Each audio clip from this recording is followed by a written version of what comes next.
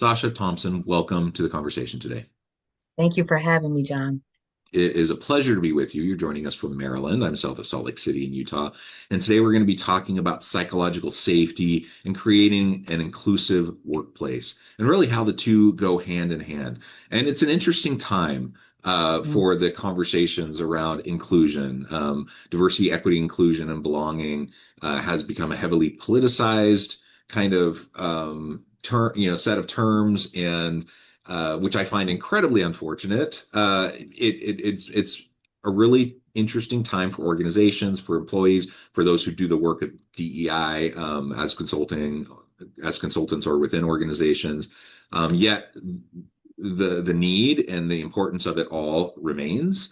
And regardless of someone's political background, political leanings, maybe you feel like DEI has become a dirty word or whatever. I think pretty much everyone can agree that we want safe workplaces where everyone feels needed, wanted, valued, that they have opportunities to contribute in meaningful ways each and every day. We want people to be treated fairly with dignity and respect. I think pretty much everyone agrees with that, even though some people disagree with terms and whatever. And so the question then is, well, how do we get past within this moment of the polarization, how do we get past that to have good conversations to move the work forward, so that we can create more inclusive workplaces where everyone can thrive, and that's really the goal. So this is all what we're going to be exploring and discussing together today.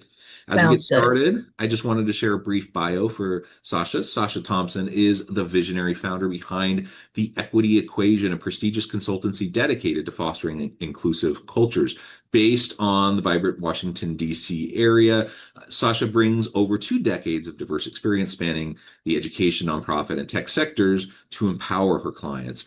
There is so much I could share about your background, Sasha, but I'm going to pause there. Anything you would like to highlight, either about your professional background or just your personal Mhm. background, to lay the kind of the context for this conversation?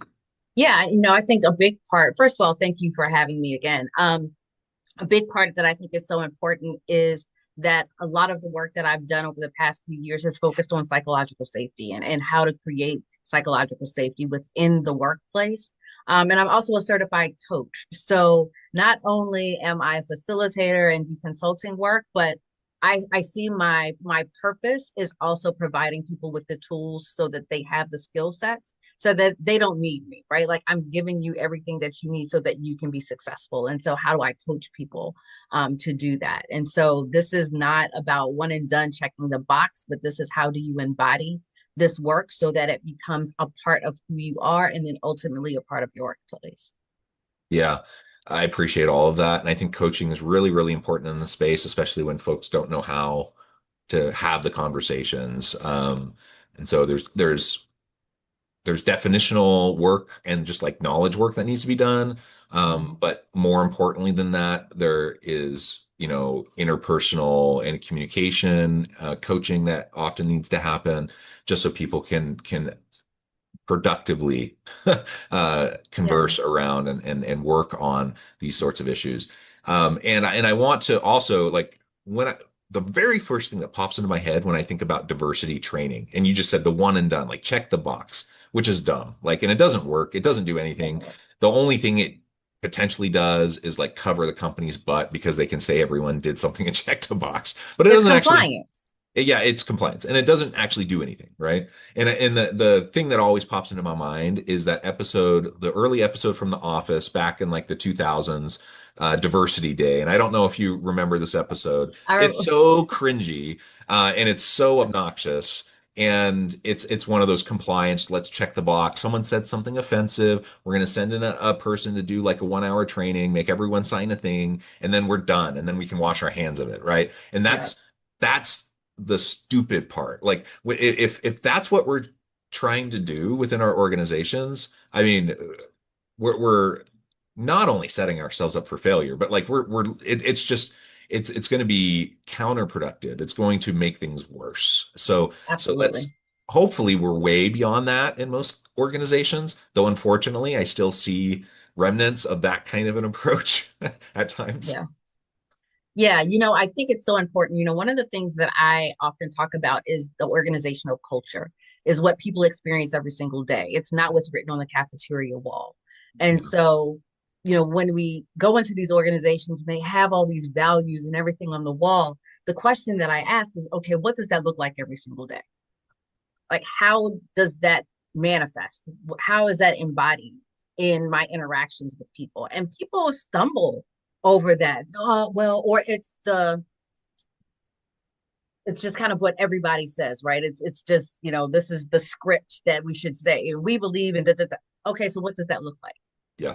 And I think that's the work that really needs to happen. If you're really talking about being an inclusive culture, what does that look like? What does that mean? And how should I, as an employee, feel in that space? And so it's how do we go beyond the word, right? And so yeah, that's the hard work, and that's the work that takes time. And it goes so beyond just checking the box and the compliance work, which is honestly what I think got us to this point here, was a lot of the checking the box type of things. Um, Yeah. and misinterpretation of what DEI actually is. But that's a whole other conversation. But I think this deeper work is needed. And to your point, I think that's what we're starting to see more of. Okay, how do we get past checking the box? How do we get past some of the programs that had good intentions, but may have not landed the way that they were intended to land? How do we get past that and create environments where everyone, regardless of background, race, creed, gender, etc., feels like they are being set up for success? And so that is the ultimate work. Yeah, and I do like to assume good intentions when these things happen, even if they're completely unproductive or counterproductive.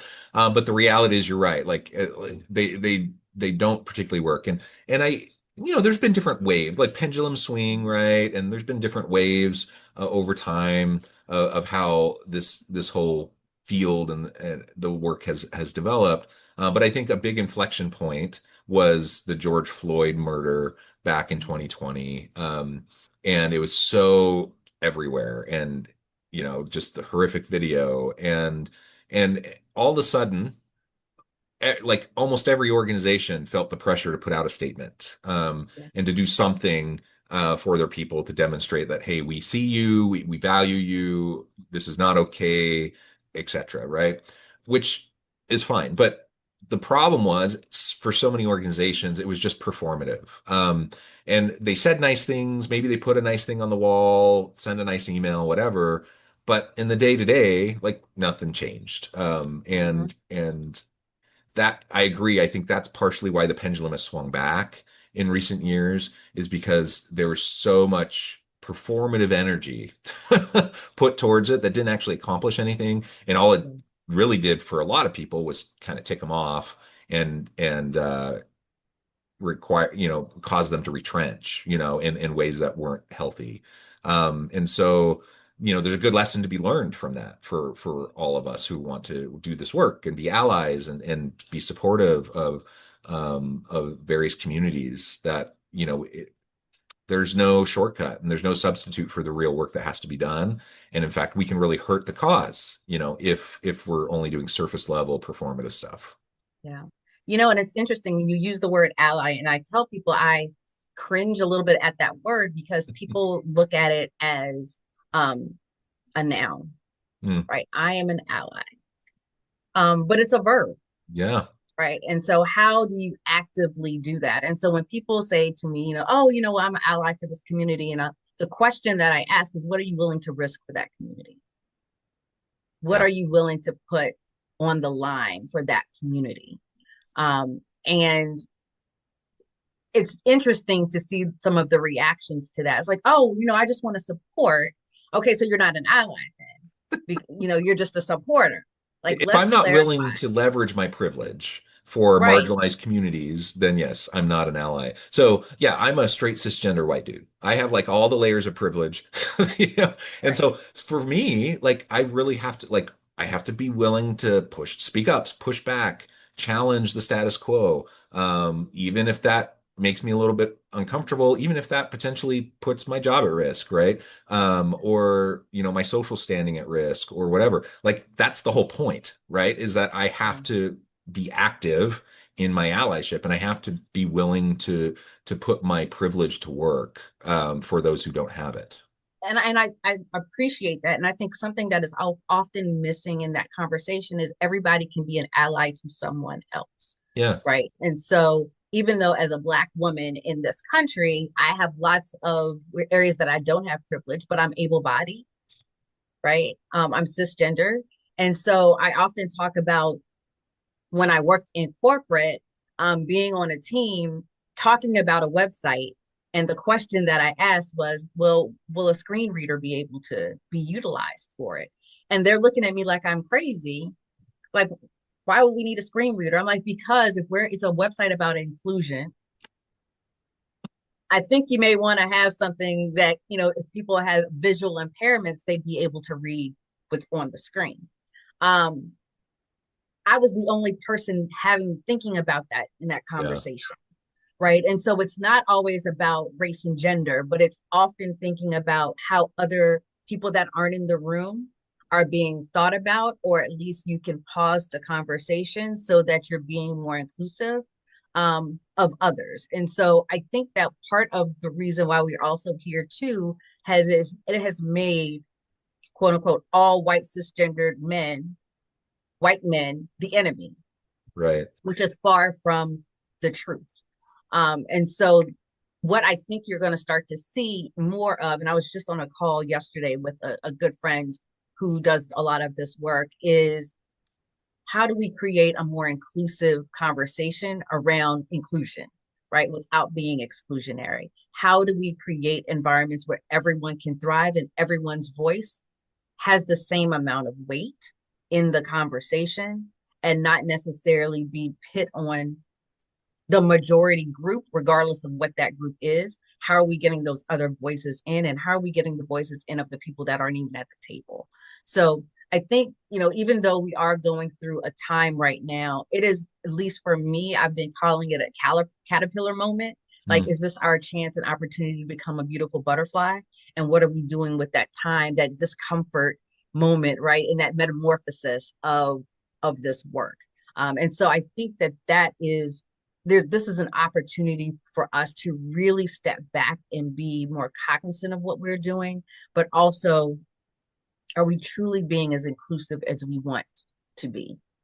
So yeah, I know that was just a mouthful, but Absolutely, absolutely.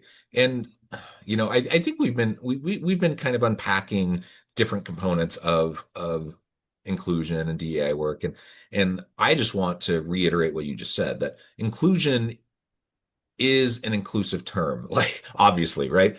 Inclusion it means involving everybody, and so I think it's unfortunate that the term has largely been co-opted, to mean something it doesn't mean. Like I literally want everyone to thrive.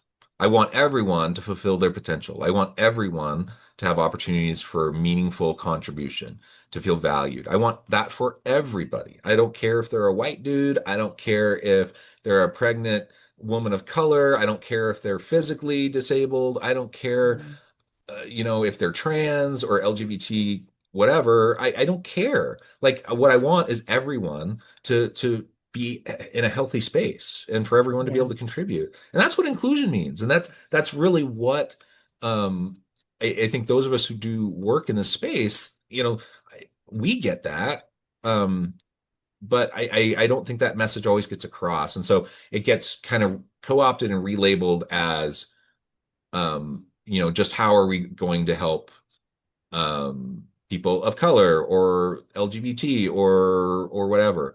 And yes, there may be disadvantaged communities that need some attention, and we need to check our biases and we need to make sure that we're having those conversations. But literally, it's like a rising tide lifts all ships. Like we want everyone to thrive. yeah, But that also means that like if as a white cisgendered able-bodied dude, like I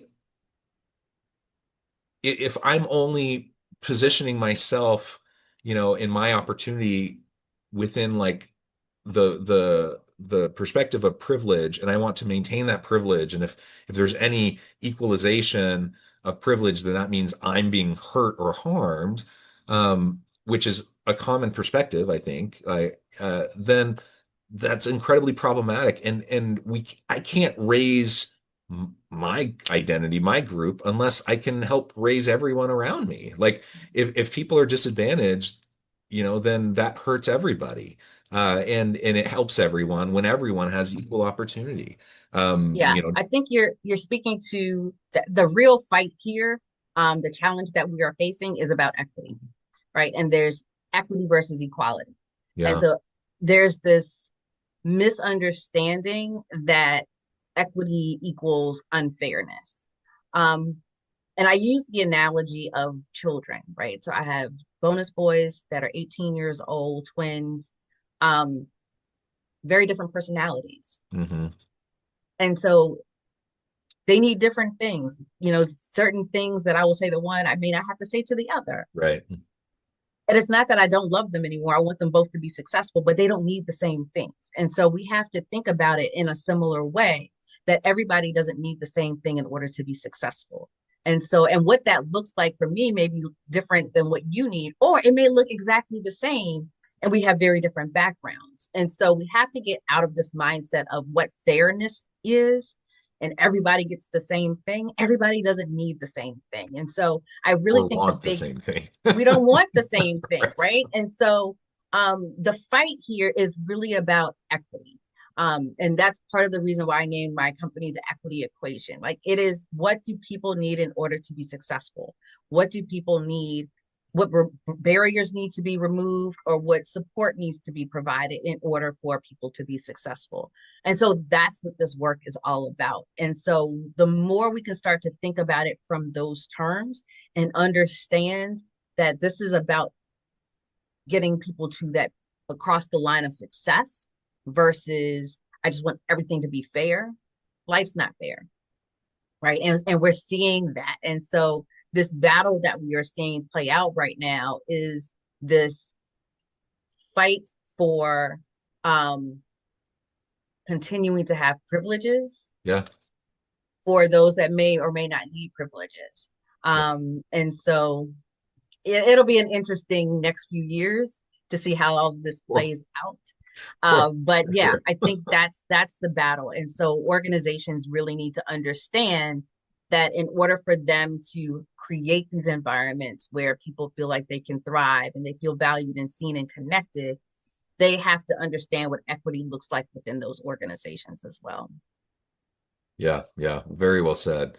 I think a real key component to all of this, especially given the complexity, like in the politically charged, polarized nature of so many of these conversations currently, which is incredibly unfortunate, but it's the reality, is that for leaders to navigate this at this moment requires, I think, a pretty high level of emotional intelligence. Um, let Maybe we can talk about that a little bit. And like, how do you work with, in your coaching, for example, work with leaders to help them get to a space where they feel more comfortable, um, you know, supporting their people, having these conversations, and doing the real like day-to-day stuff like that is actually going to make a difference. Yeah, so I think a big part of the work that I do is around, psychological safety and emotional intelligence, which are very tied together.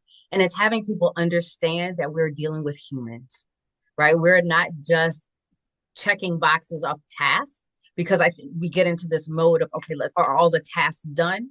Are you Mhm. checking in with the human? Do you know who the person is on the other side of the screen or the other side of the desk? What are the things that are happening with them? And so part of the work that we do is, how do you get to create a relationship, right, with this person? And that's not saying you're best friends and you're, Right. hanging out on the weekends, but it's just understanding how this person operates and how they tick, what they need in order to be successful, all of those things. And part of that is emotional intelligence, right? How can you read the room? Do I know you enough to know that what I'm seeing today in your behavior is not normal, right? Or am I just dismissing it because I'm so focused on what I need to Yeah. get done? right? And so it's how are you checking in with those folks that are on your team? Um, what are the things that motivate them, right? Do you know that some people are motivated by tasks? Some people are motivated by give me a stretch goal, right? And I will get there and go beyond. Do you know those things? And so that's what I'm actually helping leaders figure out right now. About 4 years ago, 4 or 5 years ago, there was an organization called the Maslow Research Center, and Mm, they did some work around like what employees want out of the workplace in the post-pandemic workplace. hmm. And the two things that actually stood out for me, kind of in level, which is level three, which is what they want from leadership, is they want leaders that are mentors and leaders that are coaches. Yeah. They don't want leaders that are taskmasters, right? So they want someone that is going to help guide them, ask them the right questions.